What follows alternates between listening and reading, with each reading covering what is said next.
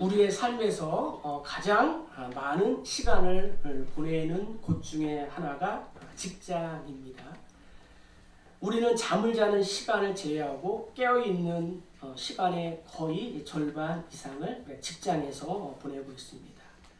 이것은 직장이 우리에게 얼마나 중요한지를 단적으로 보여주는 예입니다. 저 역시도 직장 생활을 오래 했고 지금도 목회 사역 중에 있지만 직장 생활의 연속이다라는 그러한 심정으로 매일 출근과 이 퇴근을 반복하고 있습니다. 직장이 우리에게 참으로 중요합니다.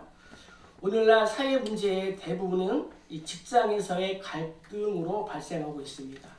수많은 데모와 파업, 또 충돌, 지금도 일어나고 있는 이 노사 갈등이 직장 문제로 일어나고 있습니다. 오늘날 대부분의 사람들이 행복하지 못한 이유 중에 하나는 직장 때문이다라고 생각을 합니다. 직장 생활이 행복하지 않기 때문에 마음에 행복이 없습니다. 이렇게 삶에서 직장이 차지하는 비중이 큼에도 불구하고 그동안 교회는 이 직장 생활에 대해 구체적인 가르침을 주지 못했습니다. 이유 중에 하나는 교회와 직장을 별개로 보는 이원론적인 이 생각 때문입니다. 그러나 성경은 직장에서 종과 상전의 관계, 상사와 부하 직원의 관계, 우리 사회의 인적 관계를 구성하는 중요한 부분인 직장, 또 학교, 공동체 생활에 대하여 아주 구체적으로 말씀하고 있습니다. 이것은 교회뿐만 아니라 사회에서도, 직장에서도, 학교에서도 그렇습니다. 모든 공동체에서나 동일하게 적용되어야 할 하나님의 처방이라는 것입니다. 그러면 그리스도인인 우리, 성도인 우리는 어떻게 해야 행복하고 아름다운 직장 생활을 할 수 있을까요? 우리 5절 한번 읽겠습니다. 육체의 상전에게 순종하기를 그리스도께 하듯 하라. 아멘. 첫 번째는 순종하는 마음이 필요하다는 거죠. 바울은 골로새서에도 이렇게 말합니다. 무슨 일을 하든지 마음을 다하여 주께 하듯 하고 사람에게 하듯 하지 말라라고 권면하고 있습니다. 바울 당시 헬라 사회에서는 모든 일을 노예가 감당을 했습니다. 그래서 헬라 사람들이 생각하는 일이란 노예, 종들이나 하는 천한 것이었다. 그러니까 일에 대하여 매우 부정적인 생각을 가지고 있었다는 것입니다. 사실 멀리 갈 것도 없습니다. 우리나라에서도 이러한 면은 예외가 아니라고 생각합니다. 옛날에 일은 주로 평민이나 노비들이 했습니다. 양반은 시키기만 했고 일을 가급적으로 하지 않았습니다. 이러한 문화적인 전통 때문에 오늘날 우리 사회에 퍼져 있는 일에 대한 개념은 여전히 별로 좋지 않습니다. 그래서 일은 아랫사람들이 하는 거야. 양반인 우리들은 하지 않아도 돼. 이렇게 생각합니다. 직급이 올라가면 올라갈수록 일을 하지 않아도 되고 직급이 낮을수록 일을 많이 해야 한다는 부정적인 생각이 은연중에 있습니다. 그러나 더 큰 문제는 그리스도인들 가운데서도 이렇게 일에 대한 잘못과 또 이 잘못된 태도와 생각을 가지고 있는 사람들이 많이 있다는 것입니다. 또 어떤 사람은 일이 인간의 타락의 결과로 생긴 저주라고 생각을 합니다. 그런가 하면 어떤 사람은 단순히 먹고 사는 데 필요한 생계 수단이다라고 말합니다. 직장은 한 달에 한 번씩 우리에게 월급을 주는 곳이지 그 외에는 별 의미가 없다고 생각을 합니다. 오직 우리에게 의미 있는 곳은 교회뿐이다 라고 생각을 하고 있습니다. 그래서 교회는 영적이고 직장은 세상적인 것이다 라고 생각합니다. 그러나 성경은 이러한 견해와 아주 상반된 말씀을 우리에게 들려줍니다. 놀랍게도 하나님은 이렇게 말씀하셨습니다. 일은 인간이 타락하기 이전에 이 땅에 하나님이 천지를 창조하신 이후에 우리 인간에게 주신 최초의 명령이고 축복이며 예배였다라고 우리에게 말씀하십니다. 아담과 하와가 에덴 동산에서 무엇으로 하나님을 섬겼습니까? 예배. 예배는 섬긴다라는 그러한 뜻이 포함되어 있습니다. 그러니까 바로 이를 통해서 하나님을 섬겼다는 거죠. 에덴 동산을 다스리고 또 지키는 일을 통해 하나님을 예배했습니다. 농사의 경우도 마찬가지입니다. 농부가 씨를 뿌려놓은 그 밭에서 누가 일합니까? 누가 일해요? 하나님이 일하십니다. 햇빛과 단비를 주시고 바람과 이슬을 주십니다. 그래서 바울은 농사의 비유를 들면서 우리는 심고 물을 주는 자에 불과하지만 하나님이 자라게 하신다. 자라게 하시는 분은 오직 하나님이다 라고 말했습니다. 그러니까 우리가 하는 모든 일은 하나님과 나의 합작품인 줄로 믿습니다. 그러므로 일과 이 직장에 대한 그리스도인들의 올바른 생각은 일은 세상적인 것이며 또 하지 않으면 안 되는 저주가 아니라 일과 직장이 곧 예배요 축복이다 라는 사실을 우리가 기억해야 됩니다. 이것이 바로 그리스도인으로서 이 직장에 대하여 반드시 가져야 할 올바른 이해라는 거죠. 하나님께서 바울 통하여 먼저 종들에게, 오늘은 종들에게, 다음 주에는 상전들에게, 이 종들에게 들려주시는 말씀은 주인에게 순종하라는 거예요. 순종하되 누구에게 하듯해요? 그리스도께 하듯하라. 그래서 피고용인들은 고용인의 이 권위를 인정해 줘라. 직장 상사와 오너의 권위를 인정해 주라는 거죠. 주석가인 바클레이에 의하면 당시 바울이 에베소서를 기록할 때에 로마에 7천만 명이라는 노예가 있었다고 합니다. 우리나라 인구가 이제 국내에 있는 인구 또 흩어져 있는 디아스포라 다 합치면은 약 8천만 정도가 된다고 하죠. 그러니까 예를 들면 우리 인구 약 8천만 명이 전부 노예였다는 거죠. 당시 로마 인구의 절반이 노예였습니다. 엄청난 숫자였죠, 노예가.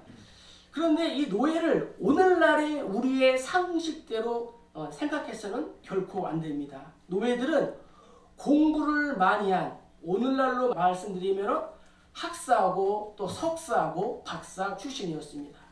똑똑한 노예들이었습니다. 당시 의사는 노예였습니다. 상상이 안 되죠? 교사가 노예였습니다. 이들은 주인의 건강을 책임지고 주인의 자녀를 가르치는 가정교사였습니다. 로마 제국은 다른 나라를 침략해서 정복한 후에 아무나 노예로 잡아오지 않았습니다. 노예로 잡아온 사람은 신체가 건강하고 얼굴이 잘생겼으며 똑똑하고 공부를 많이 한 사람들이었습니다. 하나같이 전문직이었습니다. 이런 사람들이 잡혀와서 학대를 당한 것이었습니다. 그래서 당시 에베소 교회와 로마에 있던 초대교회 성도들 80% 이상이 노예들이었습니다. 이렇게 로마의 학대와 핍박을 받고 있는 종들, 노예들에게, 그리스도인들에게 성경은 오늘 뭐라고 말씀하세요? 순종하기를 그리스도께 하듯하라. 이렇게 하고 있는 겁니다. 당시 에베소나 이 골로새, 이 소아시아에 있는 이 교회들은 주인과 종들이 함께 복음을 받았습니다.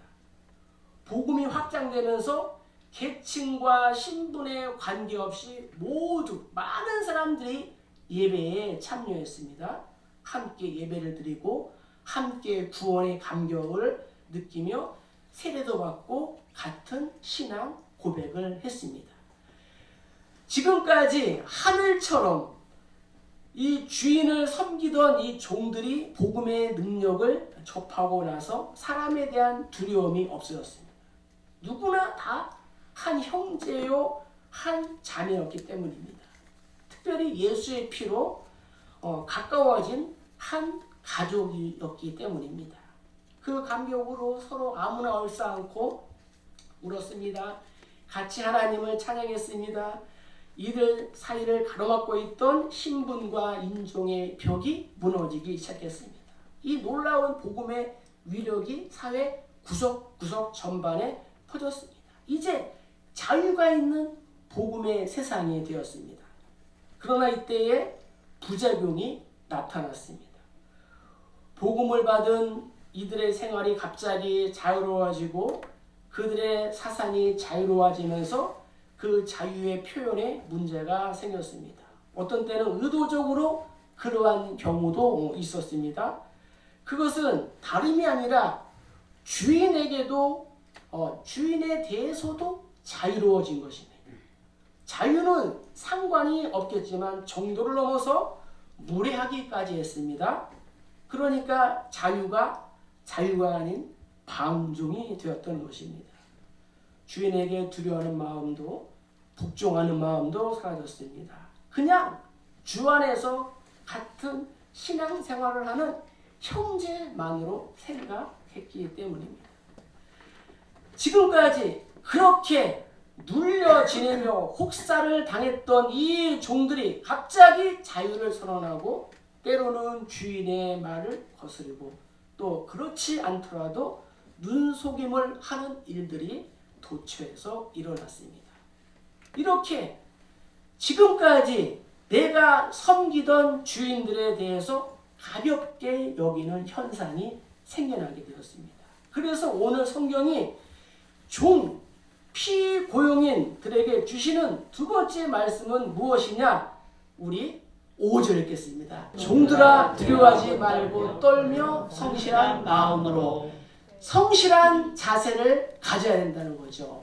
골로새서도 한번 읽어볼까요? 종들아 모든 일에 육신의 상전들에게 순종하되 사람을 기쁘게 하는 자와 같이 눈가림만 하지 말고 오직 주를 두려워하여 성실한 마음으로 하라. 아멘. 성실한 마음으로 하라는 거예요. 이 말씀을 우리가 잘못 오해하여 상전을 볼 때마다 높은 사람을 볼 때마다 두려워하고 떨라 하는 그런 말씀이 아니에요. 상전을 무서워하는 그러한 말이 아니라 우리의 마음의 태도를 말하는 거예요. 우리의 마음의 태도. 빌립보서에서도 두렵고 떨림으로 너희의 구원을 이루라. 여기에 두렵고 떨림으로 라고 기록되어 있는데 이 말씀이 에베소서와 골로새서, 우리가 지금 보고 있는 에베소서에서도 골로새서에서도 동일한 단어로 기록되어 있다는 거예요. 그러니까 내 마음을 조심하라는 거죠. 권위를 인정하는 성실한 마음을 가지라는 것입니다. 성실이라는 단어는 우리가 영어로 sincerely라고 합니다. 그런데 이 단어가 라틴어에서 유래가 됐는데 without, 그러니까 없다 라는 단어에다가 wax가 합쳐진 거죠. 그러니까 without 플러스 wax, 이 두 단어가 합쳐진 것이 sincerely, 성실이라는 단어이죠. 그러니까 무슨 말이냐면은 왁스가 없다. 왁스가 칠하지 않았다는 거죠. 왁스가 칠하지 않았다. 무슨 말이냐? 어떻게 이 단어가 나왔을까 하면요. 당시에는 이 도자기를 만드는 사람들이 도자기를 굽다가 실수를 해서 도자기에 금이 생기면 도자기를 버리기가 아깝고 그렇다고 그대로 팔 수가 없어서 어떻게 했냐? 표면에 왁스 칠을 했습니다. 그런데 왁스 칠을 하지 않았다는 거죠. 자, 해야 되는데 안 했다는 거예요. 자, 오늘 성경은 이 성실이라는 단어를 설명하기 위해서 성실과 반대되는 행동 한 가지를 우리에게 가르쳐 주고 있습니다. 그게 6절입니다. 눈 가림만 하여. 네, 이것은 이제 성실과 반대되는 개념인데 이제 영어로 우리 아이 서비스라고 하는 거죠. 주인의 주의, 관심을 끌기 위해서 행하는 불성실한 태도. 이것을 우리가 눈 가림이라고 합니다. 주인이 볼 때와 주인이 보지 않을 때의 그러한 상황이 다르다는 거죠. 예. 주인이 보지 않을 때에는 다르게 행동하거나 또 아니한 방법으로 일을 행함으로써 사람의 비유만을 맞추는 그러한 행동. 예. 감독관이 있을 때는 열심히 하고 감독관이 없을 때에는 일하지 않는다는 거죠. 누가 그랬어요? 성경에 보면은 서기관과 바리새인들이 그랬다는 거죠. 사람들이 많이 보고 사람들이 많이 지나가는 거리에서 하늘을 향하여 두 손을 들고 기도했다는 거죠. 직장인들이 일해야 하는 시간 약 25%에서 30% 일해야 하는 그 시간에 25에서 30%는 농땡이를 친다는 기사를 본 적이 있습니다.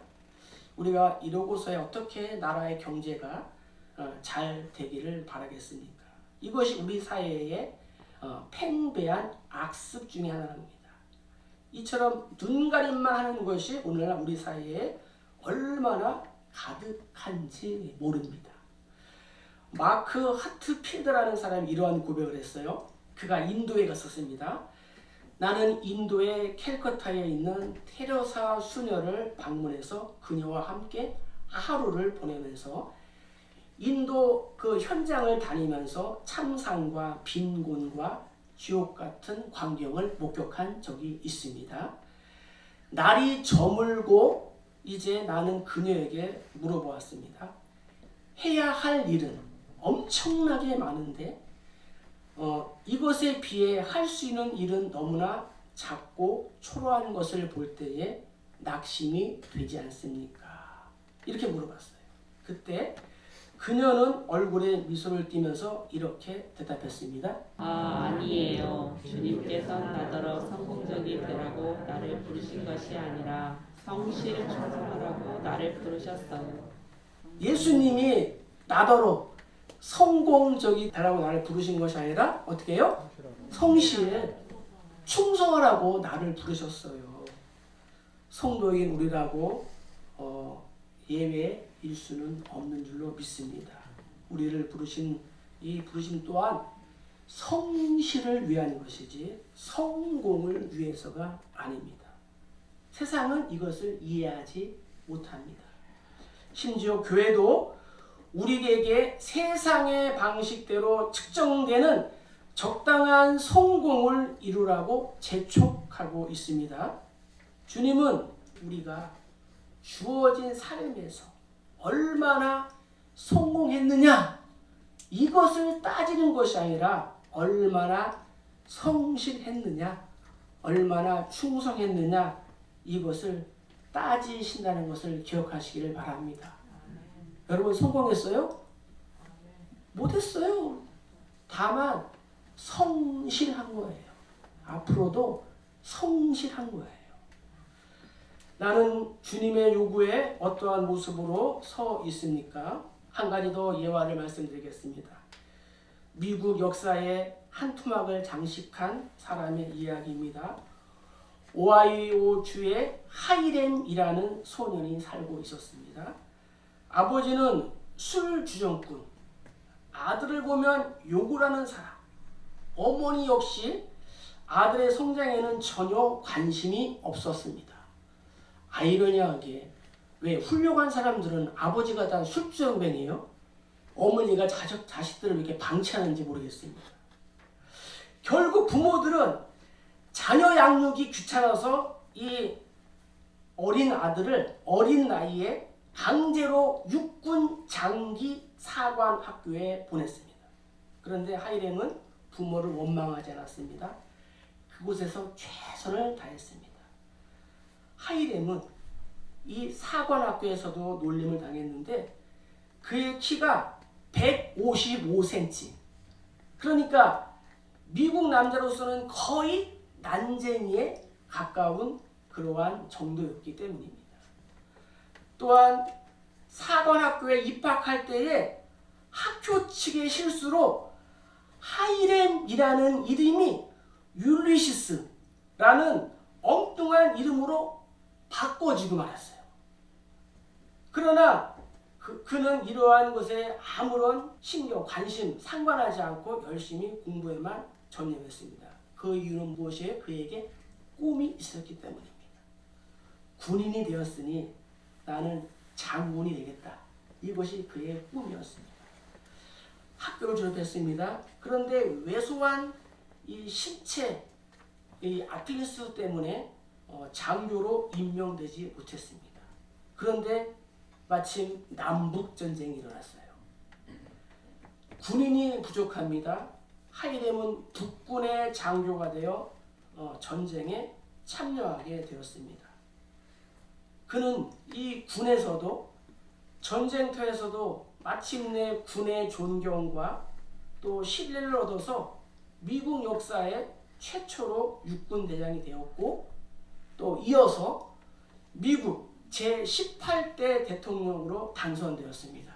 그가 누구예요? 꼬마 대장, 난장의 거인이라고 불리우는 율리시스 그랜트 대통령, 미국 18대 대통령이었다는 거죠. 자, 우리가 3년 이상의 코로나 팬데믹 시대를 보내면서 한국 교회의 대사회적 신뢰도가 뚝 떨어졌습니다. 한국 사람 4명 중에 3명은 한국 교회를 신뢰하지 않습니다. 5명 중에 4명은 한국 교회를 신뢰하지 않는다고 발표했습니다. 한때 우리 국민의 25%가 그리스도인이었는데 지금은 16%밖에 안 됩니다. 그럼에도 11조밖에 안 되는 그러한 우리만이라도 일에 대한 개념을 바꾸고 하나님의 말씀대로 우리가 눈가림을 하지 않고 성실하게 충성되어 일한다면 우리 사회는 반드시 달라지게 될 줄로 믿습니다. 7절 읽겠습니다. 기쁜 마음으로 섬기기를 주게 하듯 하고 사람들에게 하듯 하지 말라. 아멘. 세 번째는 하나님이 우리에게 요구하시는 마음은 기쁜 마음이라는 거예요. 자, 기쁜 마음은 어떤 마음이냐? 하나의 마음이라는 거예요. 갈리지 않는 마음. 이 뜻이 이 기쁜 마음에 포함되어 있어요. 문자적으로 해석하면은 영혼에서부터. 그러니까 어떤 일을 하든지 전심으로 열정을 다하여 하라는 거예요. 하나님의 일을 할 때에는 좋은 마음으로 하고 사람의 일을 할 때에는 좋지 못한 그러한 마음을 가지고 한다는 것은 있을 수 없다는 것입니다. 죽게 하듯 하고 사람들에게 하듯 하지 말라. 이 말씀은 사람에게 베푼 선행이나 봉사가 놀라지 마세요. 결국에는 하나님께 한 것으로 여겨져서 훗날 보상, 상급이 된다고 우리에게 반드시 말씀하셨습니다. 자, 우리 8절 읽어볼까요? 이는 각 사람이 무슨 선을 행하든지 종이나 자연이나 주께로부터 그대로 받을 줄을 알미라. 네, 골로새서도 보면은 이는 기업의 상을 주께 받을 줄 아나니 너희는 주 그리스도를 섬기느니라. 이렇게 말씀하고 있습니다. 직역하면 이거예요. 너희 각자가 만일 선한 일을 한다면 종이든지 자유인이든지 이것을 그가 주로부터 되돌려 받게 될 것이다 라는 거예요. 말하기는 여러분들이 말과 또 행동과 또 섬김으로 교회와 또 우리 이웃들을 가정을 섬긴 그러한 일들이 주님으로부터 반드시 되돌려 100배, 또 60배, 30배 되돌려 받기를 주의 이름으로 간절히 축복합니다. 네. 말씀을 준비하면서 저를 한번 생각해 봤어요.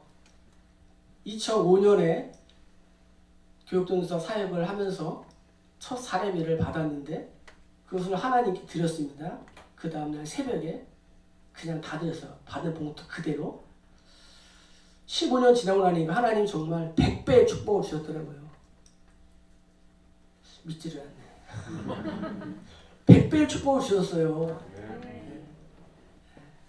예를 들어서 그때 50만 원을 드렸으면은 100배, 5천만 원 이상 축복을 주셨더라고요. 여러분들에게도 그러한 축복이 있기를 축복합니다. 한 만큼 또 되돌아오는 거죠. 내가 직장에서 하는 일, 한 주 동안 하는 일이 우리가 주일날 드리는 예배와도 같은 것입니다. 가끔 한두 분 졸기는 해도 대부분 우리는 예배를 드리려고 얼마나 조심스럽고 또 감격스럽게 예배를 이렇게 드립니까? 주중 예배는 잘 참석하지 못해도 주일 예배는 참석하려고 우리가 애를 쓰고 있지는 않습니까? 정말 오늘날에는 주일날만 나오는 것도 감사해요. 정말 주일날만 나오는 감사해요. 주를 섬기는 이러한 마음으로 우리가 일하고 공부하고 사역해야 될 줄로 믿습니다. 그러므로 직장 생활을 우리가 억지로 하지 말고 하나님이 공급하시는 힘으로 열정적으로 기쁜 마음으로 하시기를 다시 한번 축복을 드립니다. 누가 우리에게 주어진 일, 이 노동이 인간의 타락으로 주어진 거라고 말했어요? 아니에요. 창세기 1장 1절 보면 태초에 하나님이 천지를 창조하시니라 말씀하고 있습니다. 성경 제일 첫머리에 누가 일하고 있어요? 하나님이 일하신 거예요. 놀랍게도 하나님이 일하셨습니다. 그분은 건축가처럼 세상의 모든 만물들을 설계하시고 또 직접 공사하시는 분으로 등장하고 있습니다. 마치 토기장이처럼 손으로 또 흙으로 사람을 만드십니다. 정원사처럼 자신이 만든 이 모든 만물을 가꾸십니다. 그리고 에덴 동산에 사람을 두어서 최초로 명령하셨습니다. 하나님이 그들에게 복을 주시며 하나님이 그들에게 이르시되 생육하고 번성하여 땅에 충만하라. 땅을 정복하라. 바다의 물고기와 하늘의 새와 땅에 움직이는 모든 생물을 다스리라 하시니라. 아멘. 중요한 것은 이 일이 노동이 인간의 타락 이전에 주어졌다는 사실입니다. 그래서 예수님께서도 아버지께서 일하시니 나도 일한다 이렇게 말씀하셨습니다. 참된 그리스도인들은 직장 생활을 억지로 하지 않습니다. 아침에 일어나서 어휴 출근하기 싫은데 어휴 학교 가기 싫은데 오늘도 지옥이구나 지옥에 가는구나 하고 시작해서는 절대로 안 됩니다. 오늘부터는. 네. 만약 지옥이 그렇다면 우리 지옥은 갈만한 거예요. 그런데 지옥은 결코 그렇지 않습니다. 당시의 종들이 주인이 보지 않을 때는 다르게 행동하거나 아니한 방법으로 일을 함으로써 사람의 비유만 맞추고자 했습니다. 주인이 보는 눈 앞에서만 일했다는 거죠. 그래서 바울은 너희의 주인 앞에서도 그리스도 예수 앞에서 하는 것처럼 두렵고 떨림으로 순종해야 된다. 성실하게 해야 된다. 기쁜 마음으로 해야 된다. 라고 오늘 우리에게 권면하고 있는 것입니다. 성경에 등장하는 인물 가운데 자기에게 맡겨진 일을 가장 잘 감당한 사람은 요셉이었습니다. 17세에 애굽의 보디발의 집에 팔려왔습니다. 그런데 놀라운 것은 요셉이 종살이를 성실하게 했다는 것입니다. 또 모함을 받아 억울하게 한 이 감옥 생활에서도 성실하게 했습니다. 충성되게 했습니다. 감옥에서 얼마나 열심히 했는지 간수장이 요셉을 감옥의 총무로 삼았습니다. 그 결과 13년이 지나서 나라의 총무, 애굽의 총리가 되었다라고 성경은 증거하고 있습니다. 말씀을 마칩니다. 그리스도인들은 세상 사람들처럼 말하고 일하고 행동해서는 결코 안 됩니다. 피고용인들이 할 일은 고용주의 권위를 인정하는 것입니다. 직장 상사와 오너의 권위를 인정해 주는 것입니다. 우리는 일평생 교회와 직장을 떠나서는 살 수가 없습니다. 그렇다면 교회 생활도 행복하고 즐거워야겠고 직장 생활도 행복하고 즐거워야 될 줄로 믿습니다.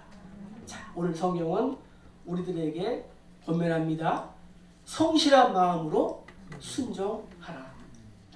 또 눈가림만 하지 말고 어떻게 해요? 네, 하나님의 뜻을 행하라. 마지막으로는 기쁜 마음으로 섬기기를 주께 하듯 하라. 네, 우리 인생이요 70이면 또 70이요 또 강건하면 80이라고 했어요.